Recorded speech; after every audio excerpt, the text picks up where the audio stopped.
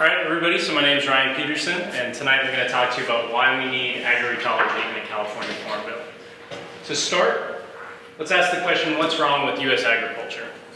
Well, it's largely dominated by a heavy monocrop industrial conventional production system that's largely reliant on fossil fuels and agrochemicals. You might ask, what's wrong with that? Didn't the Green Revolution help to increase yields and alleviate hunger throughout the world? And the answer is yes, temporarily.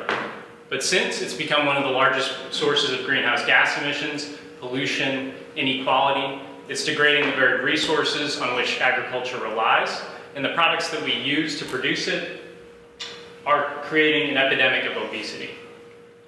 And these problems are felt disproportionately by the least powerful among us.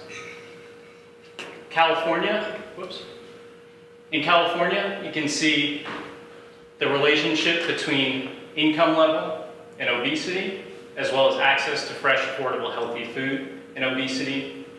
The top 10 counties in the US by air pollution are all in California. Those counties are poor, they're rural, they're agricultural. California farm workers have higher rates of cancer than the general population. A 2012 study by UC Davis on drinking water found that 2/3 of the wells that they tested had unsafe levels of nitrate, 96% of which came from cropland. And they further concluded that the poor communities where this occurred the most would be powerless to do anything about it because it's too expensive. And this is what I want to impress upon you as development practitioners, that food free of chemicals and produced responsibly is not an issue for the privileged, it's an issue of justice. And our food production system in the US is a systematic attack on the least powerful to do anything about it. And it's all codified in the US Farm Bill. Here you can look at the subsidies that we put forth, as well as what the same organization that handles these subsidies recommends that we eat to have a healthy lifestyle. You can imagine what becomes cheaper for poor people to get access to. The top 10% of farms receive 77% of commodity supports. Crop insurance goes disproportionately to these commodities. It goes only 1% to diversified farms that are producing sustainably and responsibly. And research in the Farm Bill is heavily skewed toward conventional production. But there is an alternative way to produce food, and that's agroecology. Agroecology is the application of the science of ecology to agriculture. It utilizes nature's intrinsic processes to supplant agrochemical use, to greatly reduce reliance on fossil fuels. It creates jobs that are based on high skills in ecology, rather than jobs that rely on just exposure to harsh chemicals and work conditions. It also produces a diversity of food because that's core for it to work, which provides affordable, fresh, healthy food for the local community. These pictures are from Full Belly Farm in the Capay Valley. It's an organic agroecological farm that I recently visited. They produce over 80 different crops, and they provide farm workers jobs year-round, 80 jobs. And it's feasible. Studies have shown that conventional production is ahead of organic in yield by just 9% when diversification is implemented. Some studies have also shown that organic actually surpasses in times of drought by yield. And this is despite the fact that we do not invest in research in it. But the federal farm bill is not going to change. The House of Representatives recently released their first draft of the next 5 years of Farm Bill, the 2018 Farm Bill, and it's egregious. It severely limits nutritional support for the poor. It increases the flow of subsidies to the largest farms. It reduces access to crop insurance for those farmers that are actually producing responsibly. And it doesn't change anything substantial about the research that we invest in.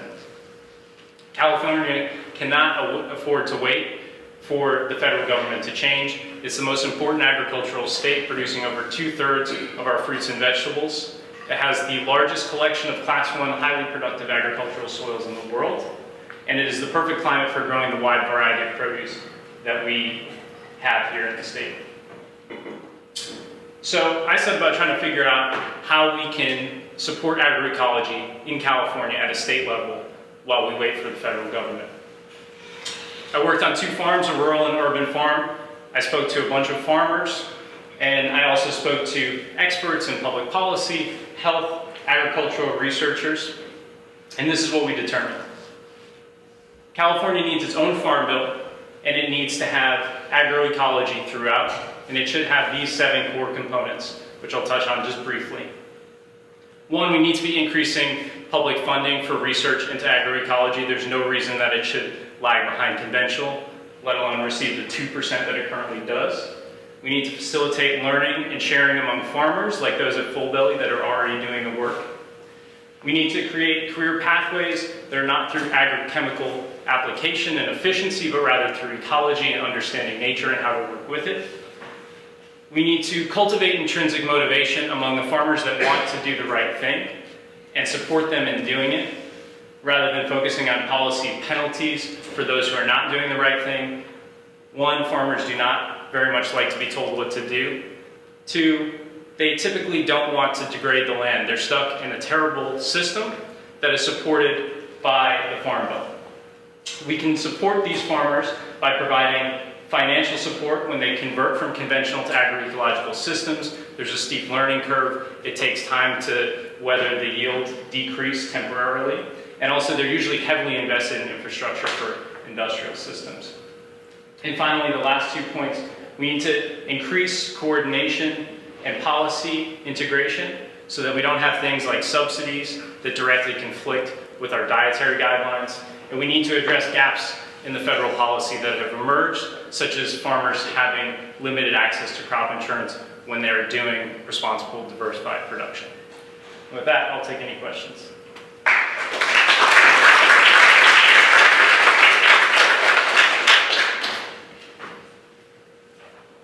Yep. That's great, Ryan.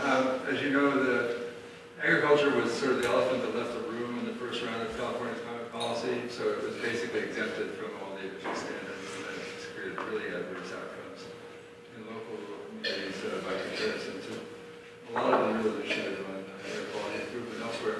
But now there's been a second round, and I just wanted to suggest you take a look at the Healthy Soils Initiative. Have you heard about that? Yeah, and so Healthy Soils Initiative, I think, is a great... It's a beginning. It's a great example of something that needs to be present throughout all of the policies, as opposed to... So one thing I didn't touch on is that a California Farm Bill was actually just introduced. It's heavily focused on technology, makes no acknowledgement of the Healthy Soils program or SWEEP or anything that really should be present throughout all of our practices. But that is a program that kind of defines where we should be going for sure. Yes? Do you see any room for biotechnology to help take that yield gap? I think absolutely. I mean, I'm all for breeding and things like that, but I think that with such historic underinvestment, it may not be necessary. To have only a 9% gap when this is something that we haven't focused on and lots of money has been poured in by private industry, I just don't think that it needs to be the focus because this is already really successful. Yep. How did you figure out the 9% gap? That was actually a study done by researchers here, including Claire Kremen. No, but the point is this: if you have a large amount of land everywhere and generally people select to go organic, I would select to go organic when it works well. People don't go organic elsewhere. So to some extent, this study basically was picking and choosing the area where we go.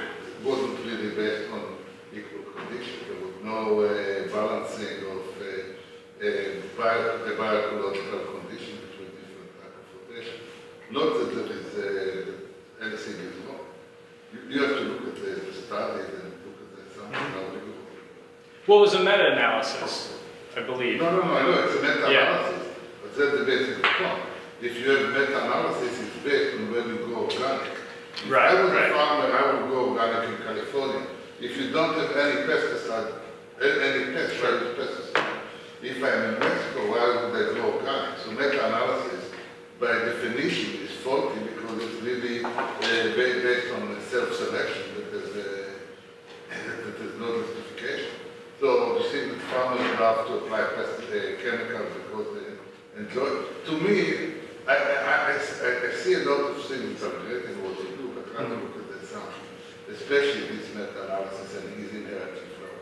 Yeah, I would just say that my point in citing that is that when you can find that limited of a gap and you can see all the problems with industrial production, that it's something that certainly warrants investment in trying to make up the yield gap. And I think that we focus far too much of our resources on something that we know is ecologically destructive, but I take your point.